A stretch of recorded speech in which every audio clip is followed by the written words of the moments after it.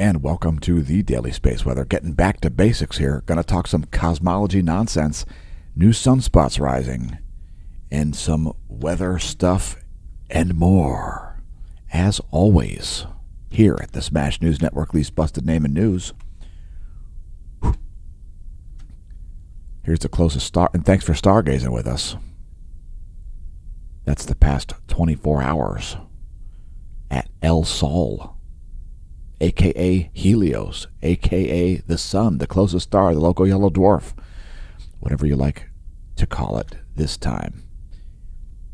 Here's our SDO intensitygram showing you some sunspots, and that's quite a large sunspot there rising in the east. Also, two more groups over there. If they're not already named, they will be. One up here and one down here. Those might be a little more obvious on the colorized magnetogram, so there is that that's yesterday plus today. As we see the group containing sunspot 3141 now setting in the northwest. We've still got about 36 more hours when we could see a large solar flare from that sunspot group. Let's take a look at the volcano outlook. Shivaluch is erupting in an explosive fashion and producing a 14,000-foot ash plume. Abiko, 10,000-foot ash plume over Paramushir Island from Abiko. Popocatépetl exploding. Flight level 210. 21,000-foot ash plume over central Mexico. 15,000-foot ash plume over Guatemala from Fuego. San Miguel in El Salvador now erupting. Let's see what's going on with that. Something to share on Twitter here.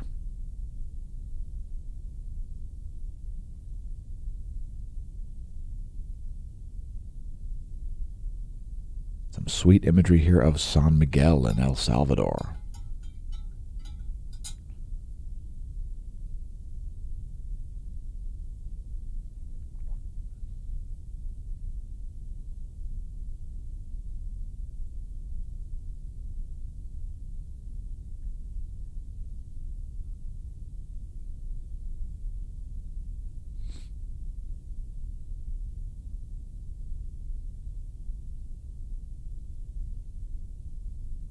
And let's continue on here. We don't want to spend too much time on volcanoes. Sabancaya, intermittent emissions over Peru from Sabancaya. Copihu in Chile and Argentina must be on the border. Weak emissions near the volcano there. And some gray ash columns. Don't pole vault the caldera of Copihu. Interestingly enough, the second largest earthquake of the past 24 was actually in Texas, near Pecos. Check it out. There is the location of that 5.3 magnitude Texan quake. Leave us a comment if you felt that one in perhaps Carlsbad, New Mexico. Or if you felt that one anywhere, let us know in the comments. A 5.3 magnitude quake there striking Texas. That one came in at 21:32 Universal Time yesterday. So scrolling up the list here, very interesting. It looks like several aftershocks also happened there. Keep in mind, folks, any earthquake can be a foreshock. At the moment here, pretty seismically calm. Although that quake in a fairly uncommon place to see a quake, especially of a 5+ magnitude. Solomon Islands had the largest quake of the past 24. It was a deep one at 139 kilometers and a 5.8 magnitude. Japan also had a 5.1. There was also a 5.2 at Ecuador. So again, let us know in the comments if you felt that quake. Papua New Guinea also had a 5.1. Continuing on to head back to space. So here's one of our new favorite composite videos here. This is 335 plus 171 angstroms from SDO. I feel like it gives great definition to the closest star. It shows a lot of three-dimensionality. And speaking of three-dimensionality, there is the setting mode of sunspot 3141. Likelihood of X-class flares still remains kind of high, folks, even though the sunspot is nearly out of view by this point. Remember, folks, don't get solar flares and coronal mass ejections confused. They are separate phenomenon. Solar flares are photons. Coronal mass ejections are protons primarily. Next, the 10.7 centimeter radial flux now at only 133 solar flux units, so a drop in that. No surprise there, as some huge sunspot groups have set. We do have at least one huge sunspot rising, having just risen yesterday, the day before, something like that. What day is it? Well, who knows? Knowing what day it is so 2019, right? All right, so there's the radial flux over the last 1 year. The NOAA dashboard here forecasting some geomagnetic unrest conditions here coming late in the day on a Saturday. So Saturday the 19th, late in the day, expecting some geomagnetic unrest. Not sure why that is. Solar coronal hole high-speed wind would be my guess. You can see they're expecting a little uptick in the solar wind. Well, and a little uptick in the earthly geomagnetism for whatever reason. Next, looking at magnetohydrodynamic pressure for the past 4 hours. It's Earth's magnetic moment from space.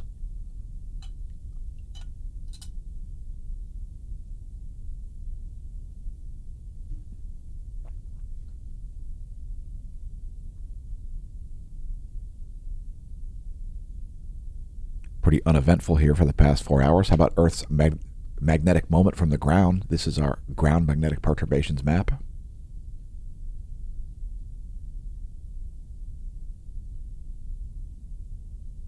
And if you want to know more about where this data is derived, you can scroll down to the bottom of the Geospace Magnetosphere Movies or the Ground Magnetic Perturbations page. Click on Details. You'll find a link to the Space Weather Modeling Framework. You can download all the software used to create these models. It's not a secret. It's from actual data. Continuing on, KP index only at 0.33 for the planetary K index. Closer to 0 than it is to 1. And here's the real-time solar wind, which features a large gap just after midnight this morning. So from about 2 hours there of missing data on the solar wind, looks like a minor CME strike here happened. We do see a magnetic field shift there. You see the BZ drop into negative territory, a change in the solar wind density and velocity and the temperature of the plasma all at the same time. Looks like a minor CME hit, very short duration, barely worth commenting on. Current conditions are 377 kilometers per second for the solar wind speed, solar wind density about 4.4 protons per cubic centimeter. There your goes magnetometers. Keep in mind those are measured in the Earth geospace at an orbit of about 22,500 miles. The location of the GOES 16 and GOES 17's magnetometers. And let's take a look at the heliospheric current sheet. I would also note that the North Solar Polar Field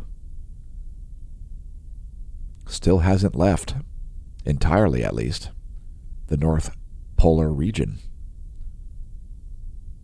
Still waiting on that for the solar cycle to really commence in earnest, as that coronal hole should eventually be making its way to the South Pole. Here's our line of sight field plot.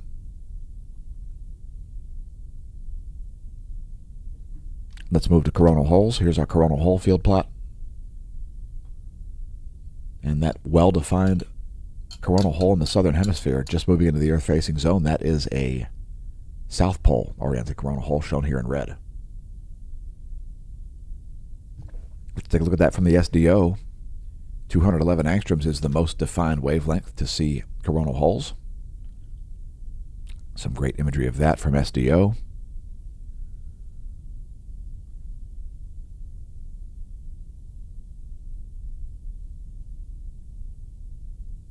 And once again, thanks to our viewers for tuning in. Your viewership is just stellar.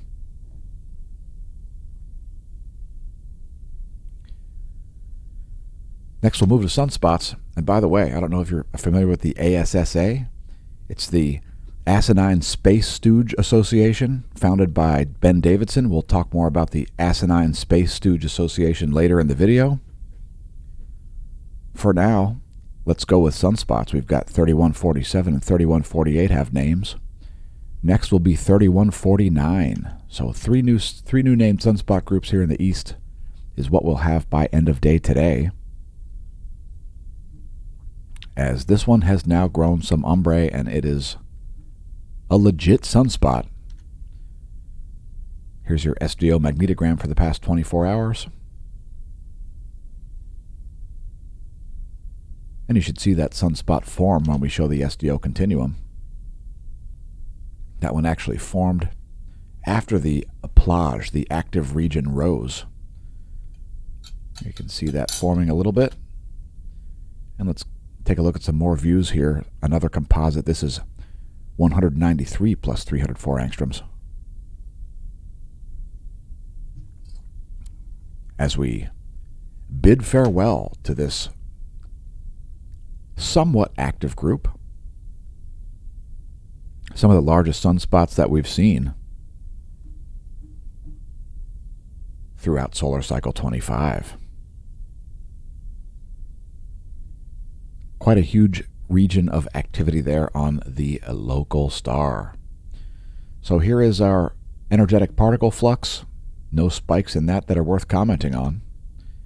And we just did have a decent sized C-class flare. That was a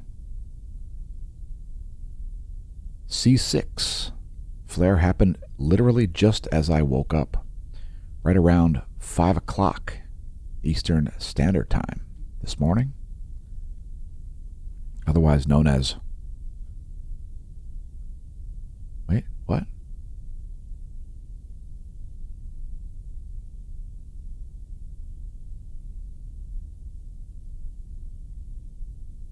All right, maybe not. It was at 9:30 Universal Time. Oh, it's a fairly long duration flare. That's what was going on. Fairly long duration flare happening there. No relativistic particles showing up from that one yet. Here's some great solar flare views. It's a composite 131 plus 94 angstroms. Those wavelengths take 10 images per minute.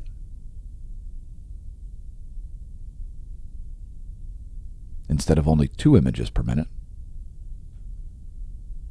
And 131 and 94 angstroms are specifically designed to view solar flares. And let's take another close-up here. Here is the eastern limb. Some new active regions rising, including one large sunspot there, closer to the equator. And here is our setting region, consisting of several dozen sunspots, actually.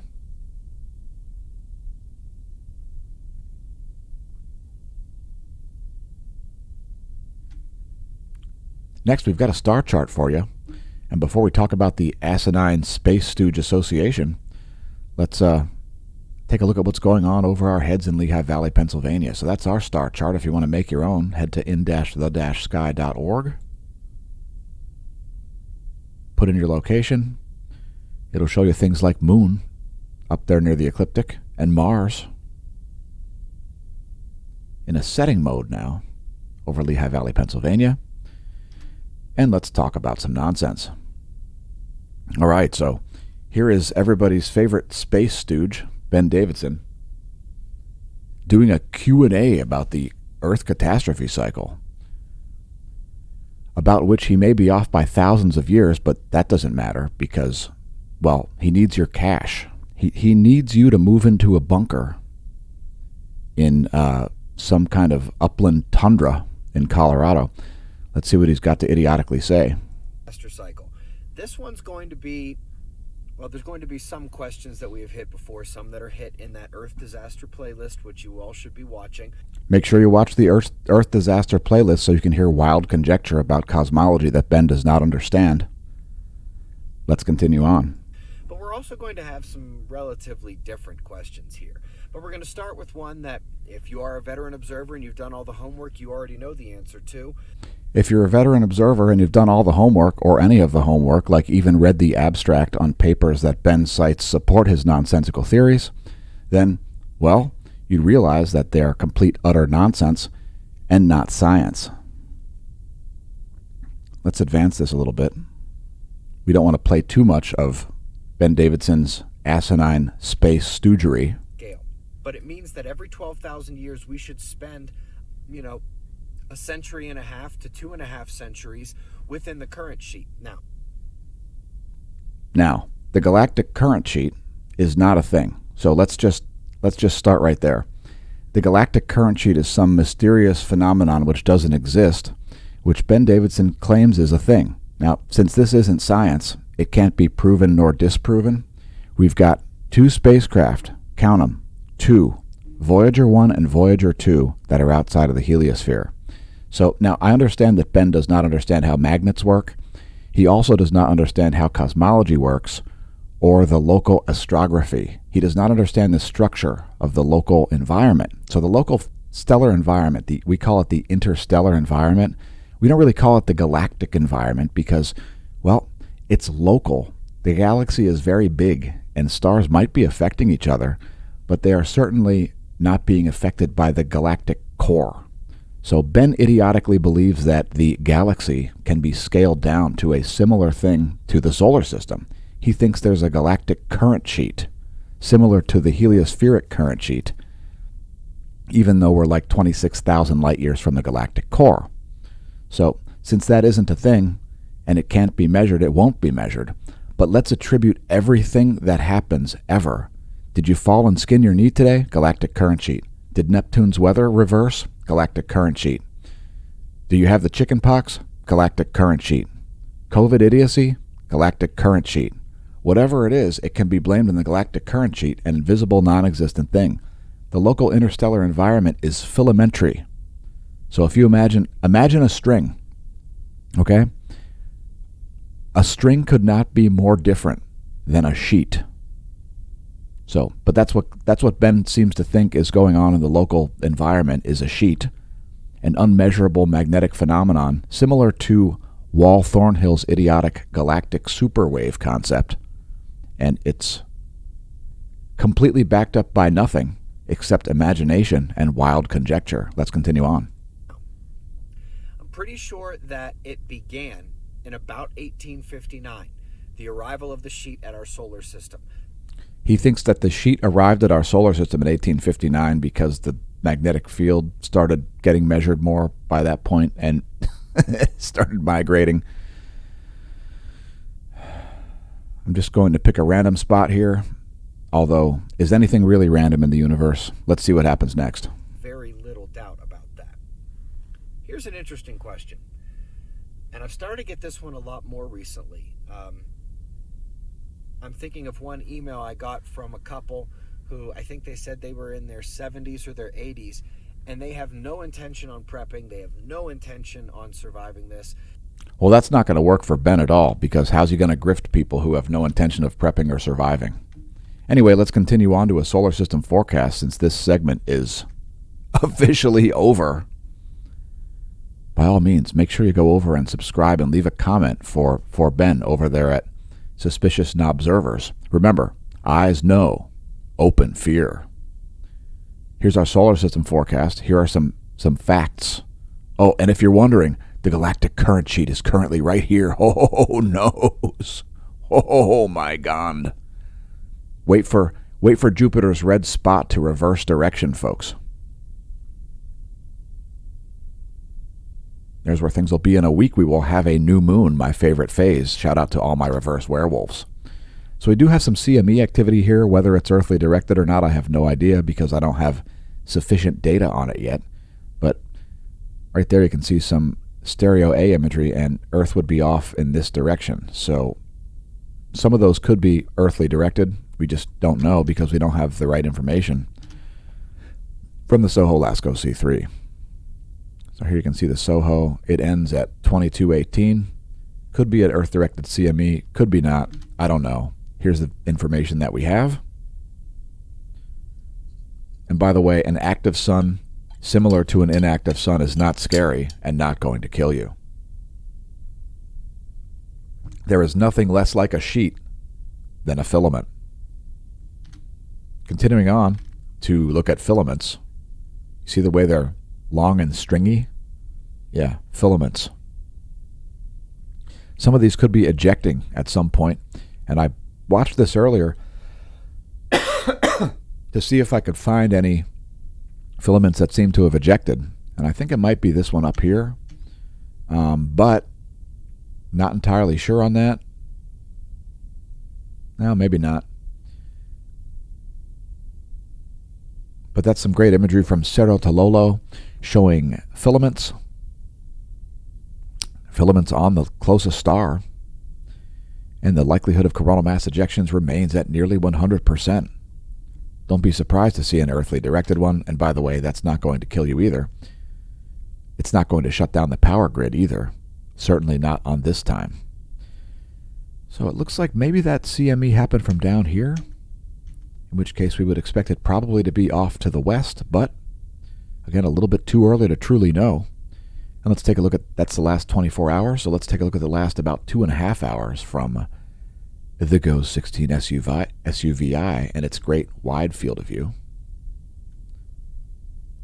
Here's a GOES 16 SUVI. By the way, we regularly stream this all day long on Twitch, twitch.tv/smashomash.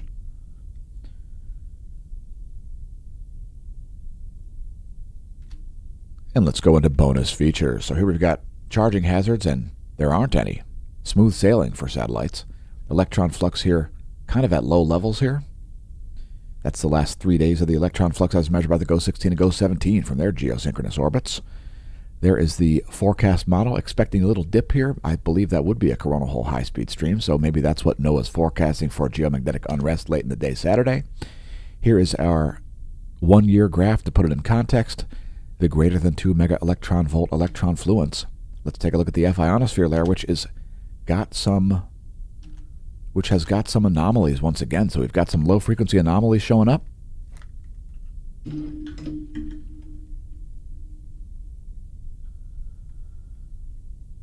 And they may be more evident to you on the anomalygram. So we'll be sure to show that next. Got certainly some low frequency anomalies showing up in the northern hemisphere here. So here is the anomalygram. That's anomaly in megahertz from a 30-day median. You can see indeed there fairly significant low frequency anomalies over Asia, Africa, the Atlantic Ocean, Central America, and the Pacific Ocean.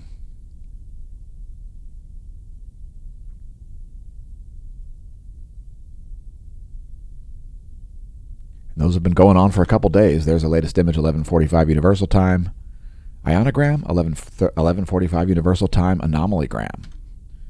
Next, we're going to show the total electron content over North America.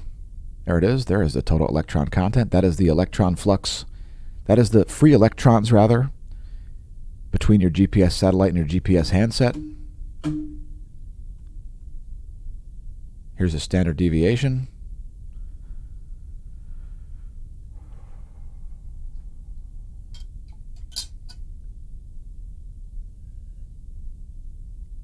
And here's the anomalygram.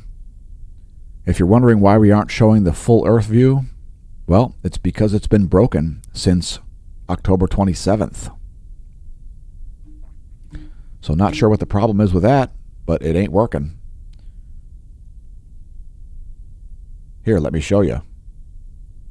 There it is. There's the view from this October 27th. Here's the latest total electron content map. That's from Australian Government Bureau of Meteorology, the same location from which we get those ionosphere movies. And here's our closing out the space weather section here with our latest intensity and latest colorized magnetogram. And we see a massive sunspot group setting in the northwest. Still plenty of umbrae visible, and we've still got about 36 hours where we could see large flares. Let's take a look at this sunspot. It's quite large. And it's developing some umbral complexity there. Still only looking like an alpha class sunspot, though. I see only South Pole oriented umbrae. It's still alpha class. These other groups, that is beta gamma class. And that group down there is, well, I'm not sure. That group down there is, I'm creating suspense here unintentionally.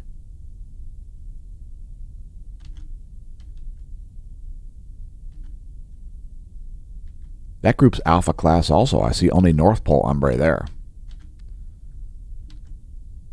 So likelihood of large flares is still quite high. It's mainly from this group here and this group here. And how about one more series of images? This is Iron Star. That is yesterday plus today. We've got some cold temperature anomalies to show you in our meteorology segment. We'll show you some forecasts. We'll show you some data.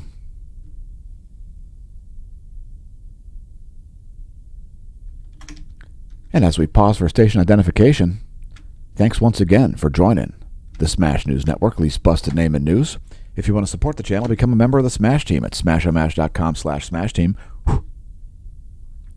We replaced Patreon with a superior subscription service. You could always still support us via Patreon. We do have a credit crawl coming back sometime soon, so look for that. Thanks again to our Smash Team members. Join at the gold or silver member level to support the content and get some additional content on the website, smashomash.com/Smash Team. We just launched it in October of 2021, so help us out that way if you like. You can find our links there, like our link to SureMed. Join the American Better Health Organization to improve your health. Get all kinds of free features like doctors by phone, counselors by phone, virtual veterinarians, discounts on dental, vision, retail pharmacy, durable medical equipment, diabetic supplies, labs, vitamins, and lots more. SureMed, a membership in the American Better Health Organization, might improve your health. It probably improved mine. It made me more likely to actually reach out to a doctor, something that I am more than hesitant to do typically. Pro athletes, if we're not bleeding out, we generally do not seek medical attention. So thanks for joining the Neo-Renaissance once again. Congratulations on realizing the channel exists despite the pathetic and putrid censorship on platforms like Facebook, YouTube, Twitter, etc. If you think free speech is fixed, think again. I mean, what world are you living in? You think Elon Musk has fixed free speech and removed censorship from Twitter? You are deranged. Check out our Hemp Lucid link. You can find that right there on the homepage. There you go, Hemp Lucid. Tons of products available there, including reishi mushroom products, water-soluble CBD, which, by the way, the orange-flavored tastes splentacularly. Sleep Stacks Delta 8 oral strips. Lots of different products there for all kinds of different needs. Keep your lips in shape for wintertime with some lip balm, a 3-pack for $11.37. So check out the link there. There are some deals that you can find as the Black Friday sales has already begun and continues on. Press like, press subscribe, press share if you enjoy the content. Thanks to our viewers on YouTube for tolerating the pathetic, putrid censorship on the platform for the past 5+ years as we produce the most detailed imagery of the sun and most comprehensive space weather in the known universe. Once again, congratulations on realizing the channel exists. Dear YouTube, fix your junkware. We insist. It's about 20 years outdated at this point. Censorship and centralization are dead. We suggest you plan accordingly. I don't know what the heck this is, but let's get it off my screen and continue on here. To remind you to create a Twitter account if you don't have one. I guess the blue checkmark fiasco is going to come back again because he's going to have it rock solid by November 29th. It's about as rock solid as a cloud top. It's as rock solid as a cirrus cloud. Twitter, one of the world's most popular junkware. You can also find links to our Redbubble shop below the video. And by the way, there's an ongoing sale now. Everything in the entire site is off is a 25% discount. So check out the products there in order of best selling. Today's featured product is because holding a grudge is like ingesting poison and expecting the other person to die. Forgive, remember, and hold accountable. One of our many original designs there. It is available in various different features. You can get it on a shirt. You can get it on a hoodie. You can get it on a tank top. You can get stickers. How about a shower curtain? In any case, forgive, remember, and forget. Forgive, remember, and hold accountable, because forgetting is so 2019, right? Don't worry, folks. Accountability always comes. And thanks for leaving a comment, BMVR13. Let's get to meteorology. Now, you may be scared and spooked by sea surface temperatures. If so, we thank you.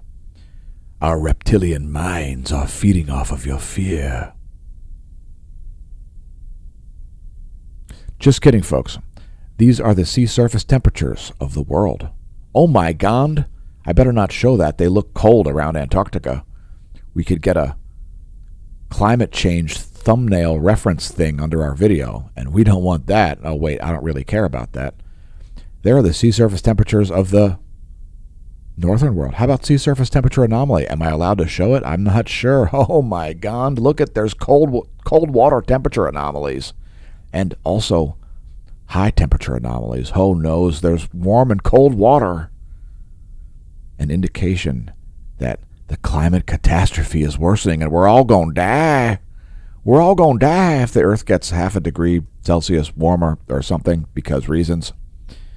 But it'll be very safe if it gets colder, folks.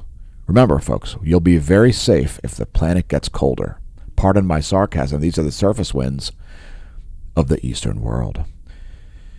Here are the jet streams of the eastern world, and we are running massively late today.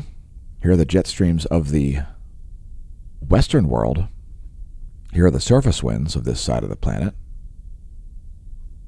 Surface winds of the central world are looking like this. And here are the jet streams of Europe, Africa, and the Middle East. Here's our shortwave radiation map showing clouds and fog. Shout out to Bruce, who left us a comment. And good morning, Tin Man 1057. So there's what's going on above Bruce's head. And here's what's going on above our head. That's clouds and fog, 3.9 nanometer radiation from the NASA GOES Interactive Weather Satellite Suite. Next, our weather.gov map, and we've got some freeze warnings in places like Georgia. Most of Georgia expected to freeze here. Also, large portions of Alabama and some portions of Texas expecting a freeze. Here is your key. If your county's lit, click your county on weather.gov.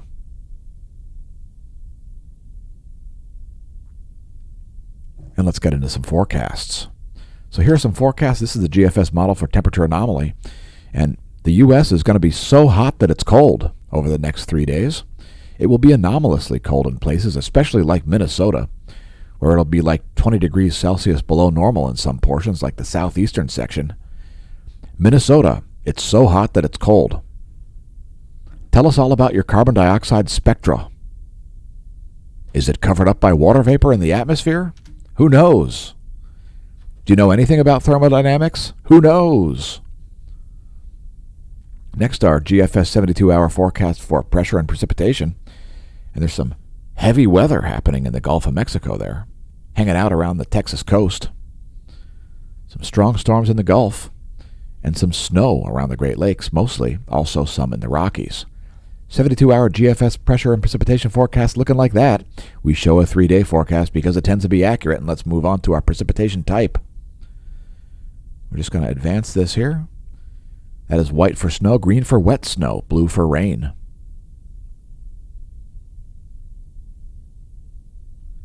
And those snow showers there expecting to slowly subside here. I'm dreaming of a white Thanksgiving, just like the ones you'd see on a very hot planet, because it's normal to have half the country coated with snow for Thanksgiving, because Al Gore said so. Remember, folks, It's so hot that it's cold. Next, our NASA GOES lightning mapper. No terrestrial lightning in the U.S. here, at least currently. A little bit around Pennsylvania and New York, it looks like, in the past about 10 hours. At the moment, no terrestrial strikes. That's our real-time lightning map from lightningmaps.org. Next time you hear thunder, check it out. That is an unpaid endorsement of lightningmaps.org. Once again, thanks for leaving comments, everybody. This is like the most comments we've had on Twitch for ages. So let me just stop by here to thank all of you for leaving comments. I do appreciate that. I do see them. We don't really display the Twitch comments on the video at the moment. And keep in mind, this video goes dark as soon as it is streamed. So after that, it'll become a YouTube exclusive. That's the way it works. That's why you may not be able to find the videos on Twitch. We set them to unpublished state. So you can see them live, and then they go dark until the YouTube premiere. So here is the U.S. Doppler radar map. Quite a bit of snow there over the northern portion of the U.S. It's all snow showers. And here is your clouds and fog, 3.9 nanometer radiation over the lower 48. There is your water vapor map, and it's time to close this thing out.